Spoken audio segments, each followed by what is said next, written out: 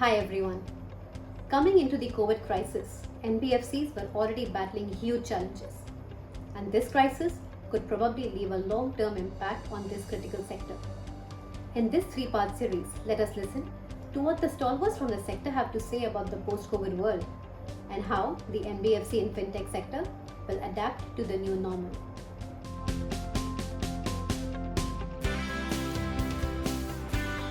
Clearly, people to make themselves viable in a post-COVID situation will have to learn new traits, new skills. It may not necessarily be just doing basics of digital, basics of technology. I think data science will play a very, very important role. So overall skilling will become a to-do for employees and for organizations to help employees really reskill and make themselves viable. In a short term, organization will be forced to rationalize people. There is going to be some level of rationalization that you would see. A lot of processes will go digital and technology because people have experienced work from home for the last 2 months that it can actually work. And a lot of processes need not necessarily be focused around people. So there will be rationalization around it.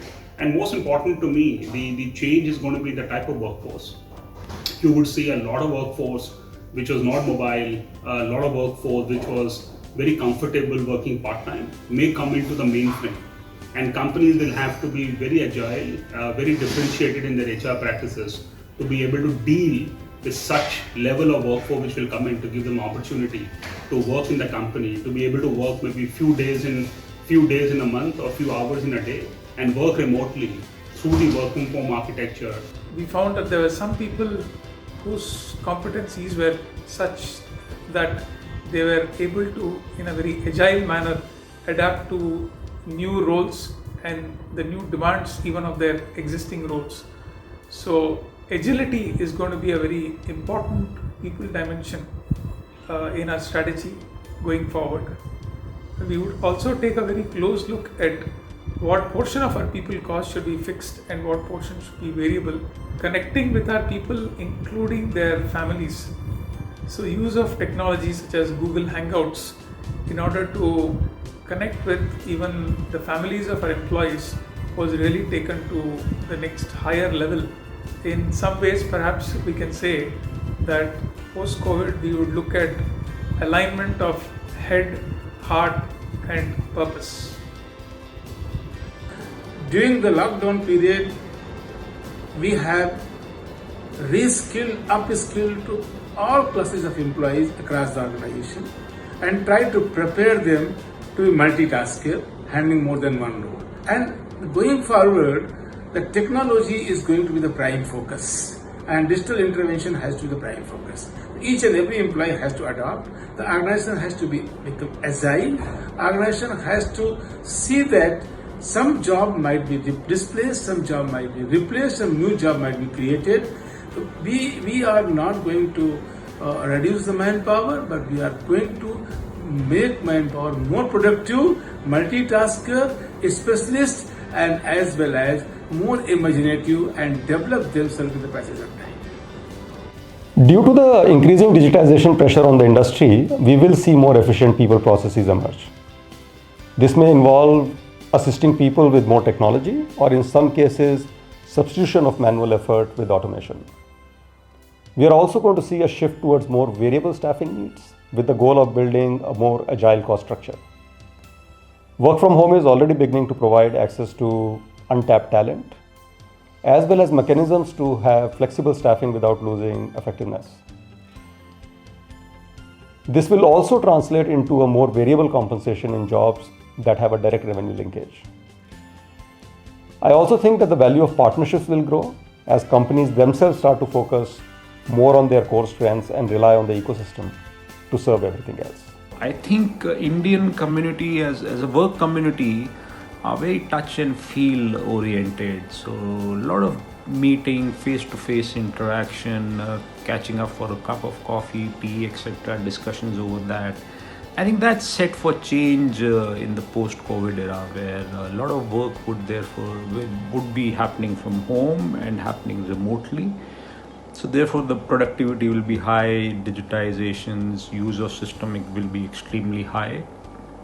It would also mean that your IT security has to be cutting edge, because a lot of transmission of data would happen over networks. So you need to ensure everything is encrypted and there's no chance of anyone accessing some of the most sensitive data. The BFS sector will go through slowdown in hiring as COVID-19 has weakened sentiments and has made organizations less aggressive in the hiring practices and approach. Fintechs would, however, be better placed in such a scenario, as usage of P2P and P2M transactions is estimated to increase surge post the pandemic. I think it would take another 6 or 9 months before hiring in BFSI sector could come back to status quo, as banks would generally adopt less aggressive stance in such circumstances. As banks transition to that new next normal, we will require a new model of leadership. Leaders will need to adapt to distributed work structures, actively create links in a distributed network, and connect necessary people to solve problems together. Financial leaders today face a critical moment and need to think long term. We need to respond with empathy towards the workforce. How we respond to the crisis can reshape workforce norms and culture and allow us to come out of it stronger than before. In terms of people strategy, one thing which I firmly believe is that employees' ability to unlearn and relearn is going to become extremely critical. The world post-COVID is going to be very different. We also believe that the employer and employee engagement is going to be a lot more digital, and the employee safety, hygiene will also gain prominence. In terms of people practices, I think the demand for specialists and super specialists will grow. Most people have seen their value in the last 2 to 3 months, or rather most people have discovered their value in the last 2 to 3 months. I also see people practices becoming very efficiency focused. The lockdown has given people time to reflect on what is truly essential, and I see people practices becoming a lot more focused on efficiency. I do not see demand for new jobs skyrocketing in the near term, and I think for the next year to year and a half, that part is likely to be slow. From a people strategy point of view, a large part of business strategy will actually be driven by digital, and hence the need to invest in digital talent is going to be prime.